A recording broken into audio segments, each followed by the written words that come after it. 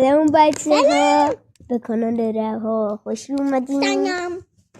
امروز گلال ایده خودشو بپرسین، نه من نمیدونم. خب ما امروز قراره یه ویدیو بگیریم که توش میخوایم نقرس بگیریم. نوشیم تو پتاچ میگه ما خواهیم یه ویدیویی بگیریم که عروسکامون با هم دیگه حرف میزنن. نمیشه فقط بیاری آنباکسشون کنیم؟ نه بس باید یه روز یه ویدیو میگیریم که دنیای آب نباش میسازیم، یعنی میایم عروسکامون رو میاریم و پارتی عروسک برگزار میکنیم. خب بریم ویدیو بگیریم.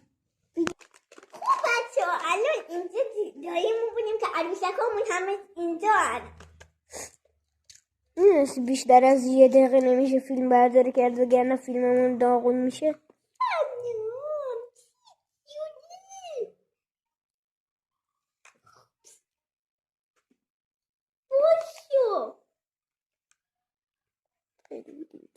الان وقتشه به عروسکامون غذا بدیم. هر موقع گوش داشت میشد 2 دقیقه را بهت خبر میدن خداحافظی کنیم. فعلا که نشده، خیلی مونده هنوز. خب بچه